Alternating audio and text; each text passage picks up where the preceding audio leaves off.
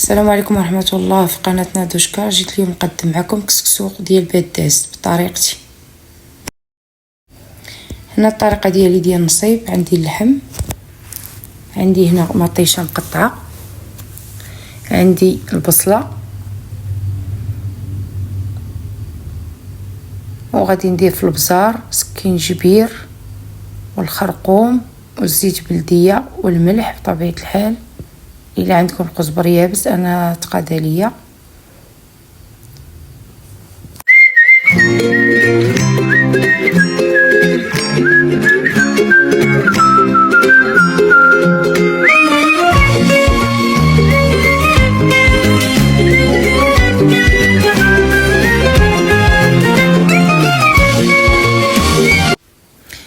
هنا غادي ندير معكم بعد ما شعلت على الكوكوط تقلى. انا غنديرو في الكوكوط والكسكاس حنايا غير قلالين، ما بغيتش ندير البرمه.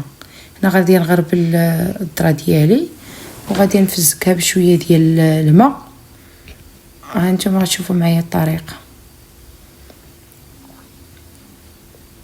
كنفورها انا 3 فورات بحال السميده، غير ما تكثروش الماء بزاف. عندي هنا نص كيلو، ندخل لها شويه ديال الماء وانتم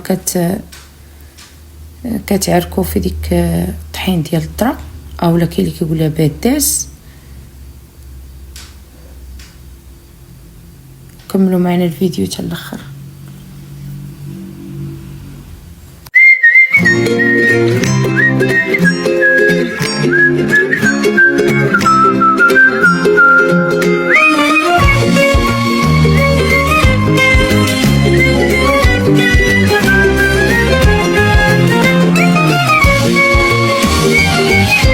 هنا بعد ما درت فيها شويه ديال الزيت وغربلتها درتها في الكسكاس باش تفور الفوره الاولى. وما تنساوش لايك.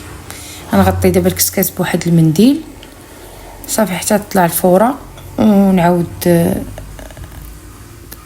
الفوره باش نطلع الثانيه.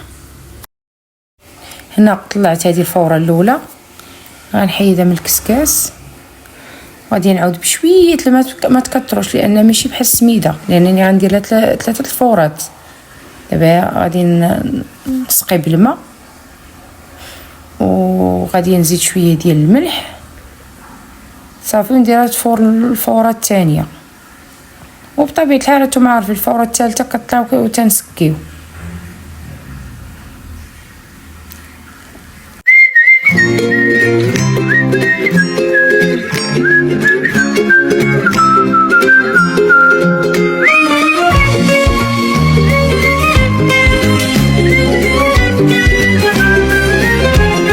هنا بعد ما غادي ندير غنعاودو مره ثانيه في الغربال باش يحيدوا منه دوك الحبيبات، وغادي نديروه فوق الفوره الثانيه صافي.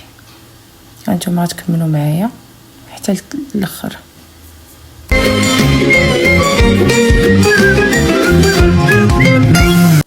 دابا درتيه فوق الفوره الثانيه.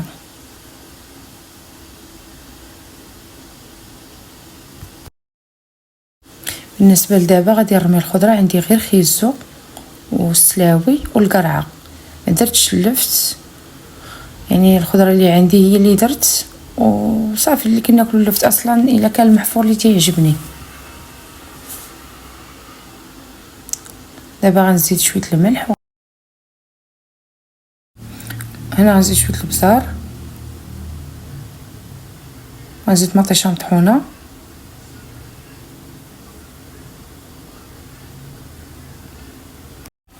هنا عندي واحد المعلقه ديال السمن صافي. وغادي نسد على الخضره طيب.